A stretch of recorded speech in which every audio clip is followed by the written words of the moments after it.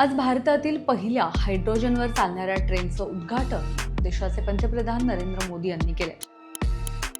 भारतीय रेल्वेने देशातील पहिल्या हायड्रोजन इंधनावर चालणाऱ्या ट्रेनची यशस्वी तयारी पूर्ण केली असून आता यामुळे पर्यावरणपूरक रेल्वे प्रवासाच्या एका नव्या युगाला सुरुवात होणार आहे. जिंद ते सोनीपत या एकूण 89 किलोमीटरच्या रेल्वे मार्गावर ही पहिली हायड्रोजन ट्रेन धावणार आहे. ही रेल्वे सेवा पूर्णपणे प्रदूषणमुक्त असेल.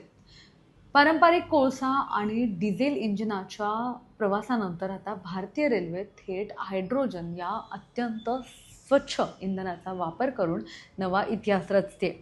गेल्या 12 वर्षात देशातील जवळपास 99%हून अधिक ब्रॉडगेज रेल्वे मार्गांचं विद्युतीकरण यशस्वीपणे पूर्ण झालं आणि त्यामुळे डिझेलची आयात कमी करण्यात मोठी मदत झाली. आता यापुढचं पाऊल टाकत रेल्वेने स्वतःची वीज स्वतः तयार करणं ही अत्याधुनिक हायड्रोजन ट्रेनसेट विकसित केली आहे. पारंपरिक इलेक्ट्रॉनिक गाड्या ओव्हरहेड वायरमधून वीज घेतात आणि ही हायड्रोजन ट्रेन जी असणार आहे तर तिच्या छतावरच बसवलेल्या यंत्रणेद्वारे ही स्वतःची वीज स्वतःच तयार करते. या यंत्रणेत हवेतील ऑक्सिजन आणि इंधनातील हायड्रोजनचा यांच्यात रासायनिक प्रक्रिया होते आणि त्यातून थेट वीज निर्मिती केली जाते. या रासायनिक प्रक्रियेतून केवळ वीज आणि पाण्याची वाफ होते आणि ज्यामुळे हे हवेत कुठल्याही प्रकारचा घातक वायू किंवा धूर सोडला जात नाही. आता जागतिक पातळीवर आपण पाहिलं तर धावणाऱ्या ज्या हायड्रोजन ट्रेन्स साधारणपणे 2 ते 3 डब्यांच्या असतात आणि त्या प्रामुख्याने कमी अंतराच्या मार्गासाठी वापरल्या जातात. परंतु भारताने विकसित केलेली ही जी ट्रेन आहे तर ती तब्बल 10 डब्यांची आहे आणि यामधून एकाच वेळी जवळपास 2600 पेक्षा जास्त प्रवासी प्रवास करणार आहेत. हे जागतिक स्तरावर एक मोठं पाऊल आहे असं म्हटलं तरी वावगं ठरणार नाही. हायड्रोजन हा अतिशय ज्वलनशील वायू असल्याने सर्वसामान्यांच्या मनात एक सुरक्षिततेबाबत प्रश्न निर्माण होऊ शकतो आणि ते स्वाभाविक आहे. मात्र यासाठी रेल्वेकडून खबरदारी घेण्यात आलेली आणि प्रवाशांच्या संपूर्ण सुरक्षेसाठी ट्रेनमध्ये अत्यंत प्रगत आणि बहुस्तरीय सुरक्षा यंत्रणा कार्यान्वित करण्यात आली आहे. यामध्ये हायड्रोजन गळती, असामान्य उष्णता, आग आणि धूर शोधणारे जे अत्याधुनिक सेन्सर्स आहेत तर ते लावण्यात आलेले आहेत. त्यामुळे कोणत्याही धोक्याची तत्काळ पूर्वसूचना ते देणार आहेत. तसंच ट्रेनमधून सातत्याने हवा खेळती राहण्यासाठी व्यवस्था करण्यात आली जेणेकरून किरकोळ गळती जरी झाली तरी सुद्धा हायड्रोजन हवेत विरघळून जाईल आणि कोणताही धोका निर्माण होणार नाही.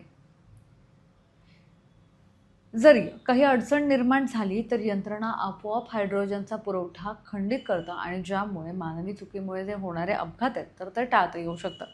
या ट्रेनच्या रचनेचा विचार केला तर दोन्हीही बाजूंना 2 हायड्रोजन ड्रायव्हिंग पॉवर कार आणि त्यामध्ये 8 प्रवासी डबे जोडण्यात आलेत. या पॉवर कारमधील इंजिन हे ट्रेनला ताशी 110 किलोमीटरच्या वेगाने धावण्याची क्षमता देतं. तर या मार्गावर तिचा प्रत्यक्ष वेग हा ताशी 75 किलोमीटर असा असेल. या ट्रेनमध्ये लिथियम आयन फॉस्फेट बॅटऱ्यांचा सुद्धा वापर करण्यात आला आहे ज्यामुळे रेल्वे वेगवेगळ्या चढ उतारांवर आणि थांब्यांवर सुरळीतपणे मार्गक्रमण करू शकते.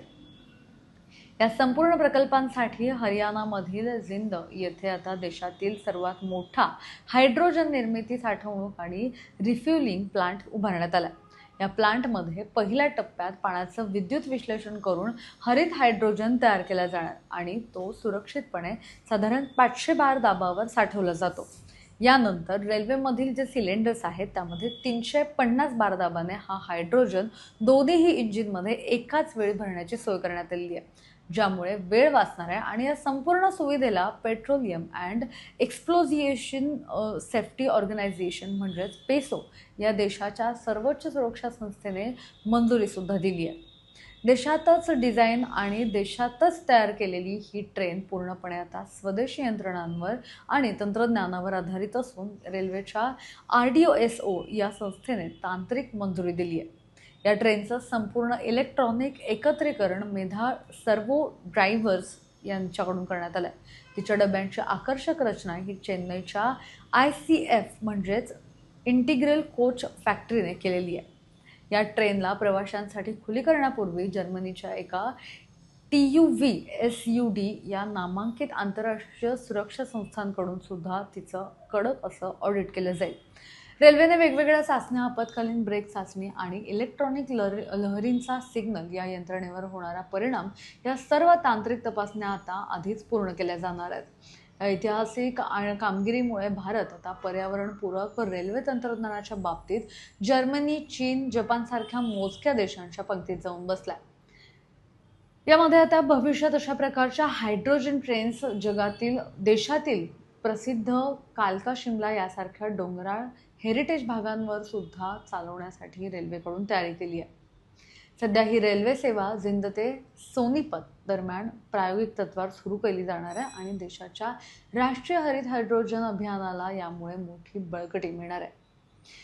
ही हायड्रोजन ट्रेन लवकरच आता आपल्यासारख्या सर्व भारतीयांच्या सेवेत दाखल होणार आहे. मात्र त्यापूर्वी तुम्हाला या हायड्रोजन ट्रेनबद्दल नेमकं काय वाटतं आणि या सगळ्याबाबत आम्हाला कमेंटमध्ये नक्की कळवा.